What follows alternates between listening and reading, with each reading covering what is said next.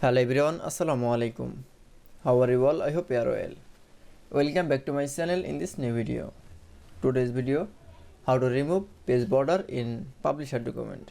So let's started. At first open your publisher document. In this video I will show remove page border.